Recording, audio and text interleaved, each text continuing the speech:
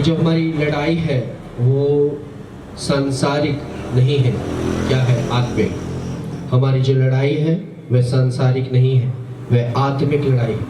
हमारी लड़ाई कोई तलवार और भाले या गन पिस्तलों से, चीज़ों से नहीं है। हमारी जो लड़ाई है वह आत्मिक है। जो हमें हथियार दिया गया है वो ये बाइबल है, वचन है, प्रार्थना है, उपवास है।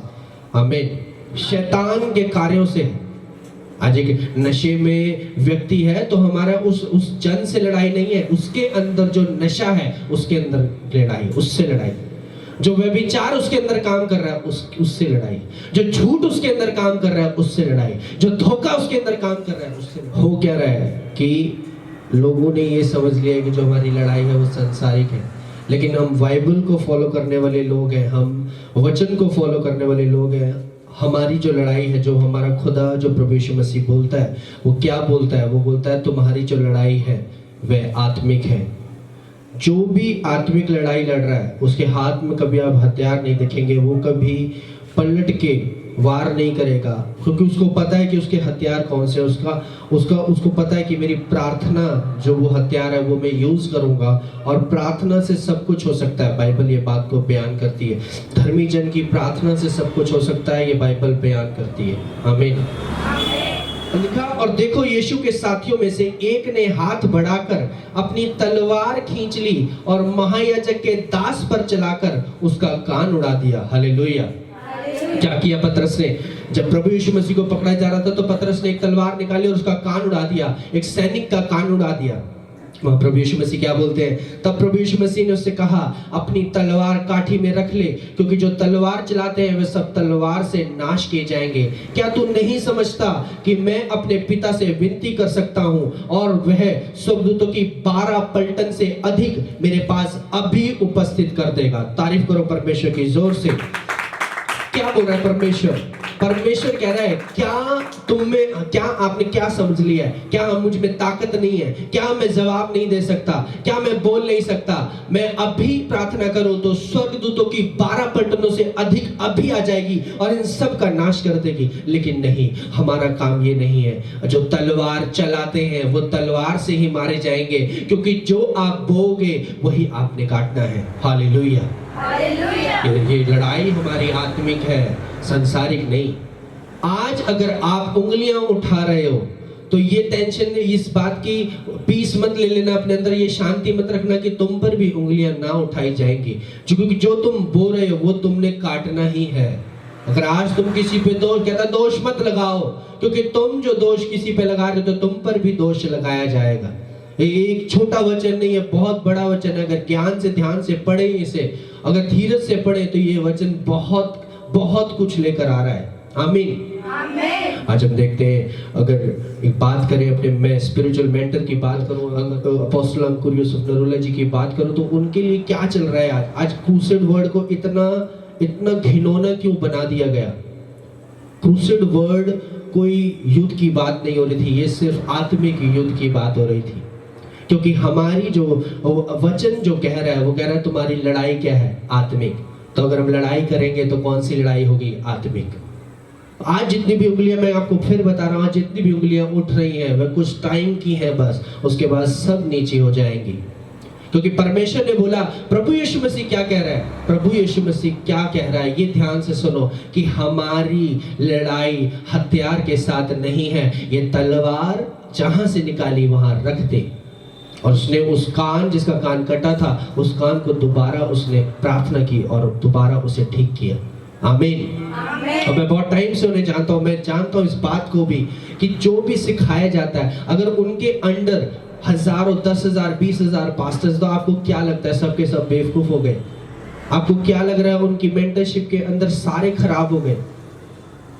क्योंकि हम जानते हैं कि जो बाइबल को सीरियस ले रहा है वही उसके पीछे जा रहा है, और हम क्या कर रहे हैं, हम तो खूबी और अच्छे से जानते हैं। जब आप बाइबल नहीं जानते, जब आप वर्ड को नहीं जानते, तभी आप ऐसी बातों को निकालते हैं। ये जस्ट मैं आज भी बता रहा हूँ, आज अगर वो जो भी डेट आज है तो मैं आज आपको सच बता रहा हूँ। जून का महीना चल रहा है, 21-22 आज है, तो मैं आपको सच बता रहा हूँ कि ये सिर्फ और सिर्फ पंजाब के माहौल को खराब करने वाली बातें हो रही है, और कुछ भी नहीं, नथिंग एल्स हो रहा है, और कुछ भी नहीं हो रहा है। तो प्रार्थना करो, अपने स्टेट के लिए कि ऐसा कुछ ना हो। हालेलुया। एक इफिसियों की 6 अध्याय उसकी 11 आयत अगर हम पढ़े, परमेश्वर के सारे हथियार बांध लो, कह रहा है कि तुम शैतान की युक्तियों के सामने खड़े रहो, क्योंकि हमारी लड़ाई शैतान से है। शैतान आत्मिक वार करता है, तो हमारी लड़ाई क्या हुई? आत्मिक हुई।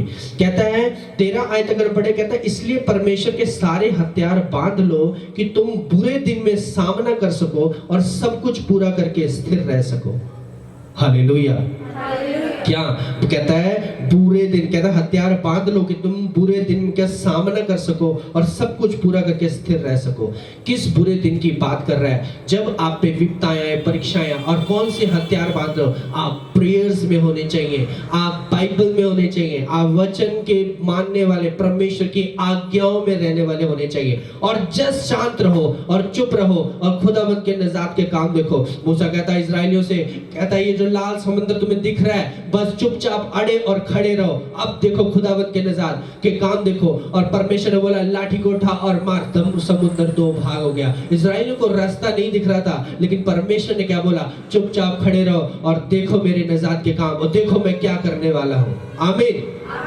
आज भी जो भी कुछ हो रहा है, मैं आपको सच बता रहा हूँ, just wait and watch, just चुप रहो और प्रेयर्स में रहो। ये वक्त प्रार्थना का है, क्योंकि वचन पूरे होते हुए नजर आ रहे हैं हम सभी को। हमें बस प्रार्थना में रहना है और प्रार्थना में बढ़ना है, और अपने हथियारों को जो प्रार्थना में नहीं है वो प्रार्थना शुरू कर दो, जो फास्टिंग में नहीं है वो फास्टिंग शुरू कर दो, जो वचन नहीं पढ़ते वचन शुरू कर दो, जो वचनों को मानते नहीं वो मानना शुरू कर दो। मैं आपको बता रहा हूँ, आप अपनी कमर कस लोगे। आमीन।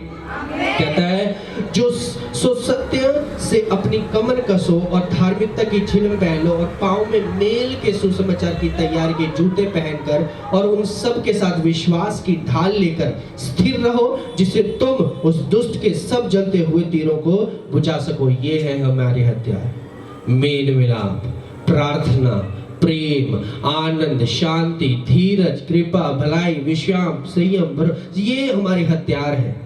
कोई भाला, कोई तलवार, कोई ढाल हमारी नहीं है। हमारी जो ढाल है वो यहोवा है। यहोवा मेरी ढाल है, वही मेरा ऊंचा गढ़ है, वही मेरा दृढ़ स्थान है। आमीन।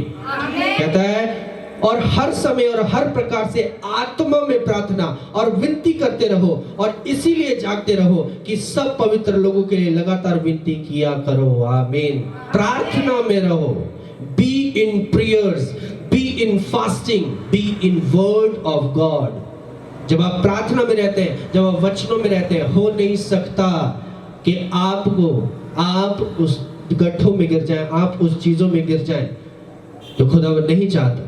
कभी होता है कि आपको परमेश्वर खुद ऐसी जगहों पे, ऐसी डायरेक्शन में ले जाता है जहां से आपको तैयार करना होता है, लेकिन आपको प्रेयर्स करते रहना। आपको कभी ये नहीं सोचना मैं प्रेयर कर रही थी, मैं प्रेयर वॉरियर हूं, फिर भी मेरे साथ ऐसा हो रहा है, कभी नहीं सोचना।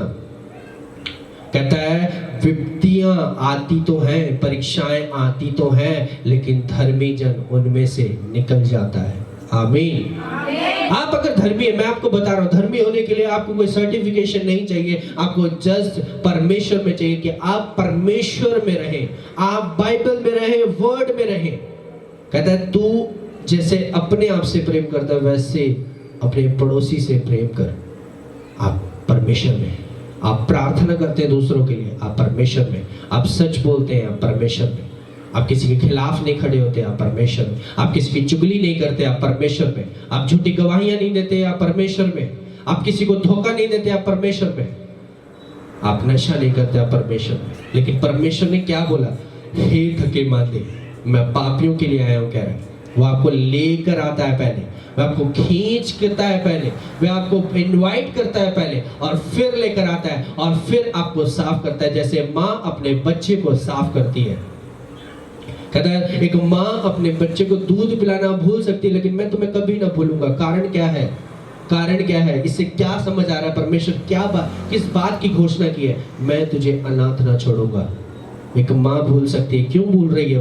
वो संसारिक काम, संसारिक है, लेकिन परमेश्वर बोला मेरा राज्य यहाँ का नहीं है। इस पृथ्वी का मेरा राज्य नहीं है, मेरा राज्य स्वर्ग का है और तुम भी स्वर्ग में हो, तुम भी स्वर्ग के जाने लायक हो। लेकिन अभी जो तुम हो, लोगों को बचाओ, लोगों को सुसमाचार दो। क्यों प्रभु ने बोला कि एक गाल पे तेरे थप्पड़ मारते तो दूसरा फेर दे? कारण क्या है? लोगों को बचाना है, धीरज धरना है। धीरज धरोगे तब परमेश्वर में आप आगे बढ़ते हो। स्वर्ग में लोग दास बोल रहे हैं, तू हमारे खून का पलटा कब लेगा, तू हमारे बलिदान का पलटा कब? कहता रुक जाओ, थोड़ा इंतजार करो, कटनी तो होनी ही है, लेकिन परमेश्वर हमें अवसर दे रहा है, हमें एक ऐसी हमें एक अपॉर्चुनिटी दे रहा है कि हमें अभी अंगीकार कर लेना चाहिए और परमेश्वर की ओर बढ़ना चाहिए। आमीन, आमीन। तो जस्ट प्रार्थना करनी है, आपको किसी के विरोध में नहीं खड़ा होना है। जैसा कि आप अभी भी देख रहे हैं, कोई किसी के विरोध में नहीं खड़ा है, लेकिन जो खड़े हैं वे वर्ड को नहीं जानते, वे वचन को नहीं जानते, शैतान के कार्यों से। आज एक नशे में व्यक्ति है तो हमारा उस जन से लड़ाई नहीं है, उसके अंदर जो नशा है उसके अंदर लड़ाई, उससे लड़ाई। जो व्यभिचार उसके अंदर काम कर रहा है उससे लड़ाई, जो झूठ उसके अंदर काम कर रहा है उससे लड़ाई, जो धोखा उसके अंदर काम कर रहा है उससे लड़ाई। हालेलुया। हमारी लड़ाई ऐसी आत्मिक चीजों से है जो वो शैतान। आज आपने कहीं नहीं सुना होगा कि कोई चर्च गया और हमने उसको ये कह दिया तू पापी है, तू मत आ। क्योंकि बाइबल, हम वर्ड को फोकस रखते हैं, वर्ड को ध्यान से सुनते हैं और हम वर्ड पे रहते हैं कि परमेश्वर ने कहा मैं पापियों के लिए आया हूं। तो ब्रदर आपका वेलकम है, तो सिस्टर आपका वेलकम है। क्योंकि हम भी जब हम भी परमेश्वर में नहीं थे तो हम भी ऐसे ही थे, हम भी दर दर ठोकर खा रहे थे, हम भी जगह जगह जा रहे थे, हम भी विरोध में थे। लेकिन जब परमेश्वर ने हमें छुआ तो पता लगा। तो ये आज क्यों बोला जाता है कि आप इनके लिए प्रार्थना करें? क्योंकि ये नहीं जानते वर्ड को, लेकिन जिस दिन जानेंगे ये अंगीकार करेंगे और प्रभु यीशु मसीह का नाम लेंगे। आमीन, आमीन, hallelujah. Thank you Lord, thank you Jesus.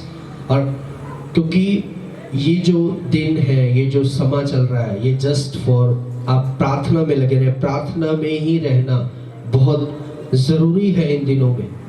और जब दानियल को बोला गया तो प्रार्थना नहीं करेगा, तो वो फिर भी 3 वक्त की प्रार्थना कर रहा है। कारण क्या है? कारण ये है कि जब आप प्रार्थना करते हैं, आप ये साबित करते हैं कि मैं परमेश्वर तुझसे प्रेम करता हूं। आज मेरे विरोध में चाहे जितने भी खड़े हो जाएं, मेरी प्रार्थना ना छूटे, मेरी फास्टिंग ना छूटे, मेरा परमेश्वर से प्रेम ना छूटे, आप अविश्वास में ना जाएं, विश्वास में रहें। थोमा को परमेश्वर कहता, थोमा से जब कहा गया परमेश्वर जिंदा है, कहता मैं विश्वास नहीं करूंगा। तो परमेश्वर प्रकट होते प्रभु यीशु मसीह कहते हैं ले मेरी पसली में हाथ डाल, मेरे हाथ में जो छेद है इसमें उंगली डाल के विश्वासी बन, अविश्वासी ना हो। हालेलुया। कहता धन्य है वे जो मुझे ना देखकर विश्वास करते हैं। अगर आप परमेश्वर पे भी आज चाहे घड़ी चाहे जैसी हो, चाहे जैसी विपत्तियां आप पे आ रखी हो, चाहे जैसी परीक्षाएं आप पर आई हुई हो, मैं आपको सच बता रहा हूं, अगर आप बिलीव करते हैं परमेश्वर पर, अगर आप विश्वास करते हैं परमेश्वर पर, आपके रास्ते खुलने वाले हैं प्रभु यीशु मसीह के सामर्थी नाम में। मैं घोषणा कर रहा हूं आपके लिए कि परमेश्वर आपके वो रास्तों खोले जो शैतान ने बंद किए, वो बहनों की कोखें खुले जो सालों से बंद है, वो लंगड़ा चलने लगे, वो अंधा देखने लगे, वो गूंगा बोलने लगे प्रभु यीशु मसीह के सामर्थी नाम में। हर वो परीक्षाएं नाश हो जो तुम्हारी लाइफ में चल रही हैं, हर वो घटियां खत्म हो, हर वो कमियां खत्म हो प्रभु यीशु के सामर्थी नाम में। आमीन, हालेलुया। याद रखो कि जो हमारी लड़ाई है वो कौन सी है। मैं क्यों बार बार बोल रहा हूं? ताकि इन लोगों के कानों तक जाए कि हमारी जो लड़ाई है वह आत्मिक है, सांसारिक नहीं है। आपको समझना होगा, वचन कहता है इस बात को। अगर हमें ये सिखाया गया होता तो प्रभु यीशु मसीह ये ना कहता कि ये तलवार, पत्रस से कहता अपनी तलवार काठी में रख ले, क्योंकि जो तलवार चलाते हैं वे सब तलवार से नाश किए जाएंगे। अगर हमें ये ना सिखाया गया तो हम ये ना कहते। हमें ये सिखाया गया है, बोला गया है तलवार नहीं चलानी, आपको ये सांसारिक चीजें नहीं चलानी, आपको प्रार्थना करनी है। परमेश्वर ने उसी वक्त प्रार्थना की और वो हील्ड हो गया। कहता मैं चाहूं, क्या मैं नहीं, क्या हम ये प्रेयर नहीं कर सकते परमेश्वर उसको उठा दे, परमेश्वर उसको खत्म? हम कर सकते हैं, लेकिन हमें सिखाया नहीं गया। बाइबल इस बात को बयान नहीं करती। वचन बोलता है क्षमा कर, दया कर, अनुग्रह कर। तो परमेश्वर क्या बोल रहा है? क्या मैं नहीं अभी बुलाऊं अगर तो 12 पलटन से अधिक स्वर्गदूत की पलटनें आ जाएगी और अभी सब नाश हो जाएगा, लेकिन नहीं, तुम इनके लिए प्रार्थना करना। आमीन।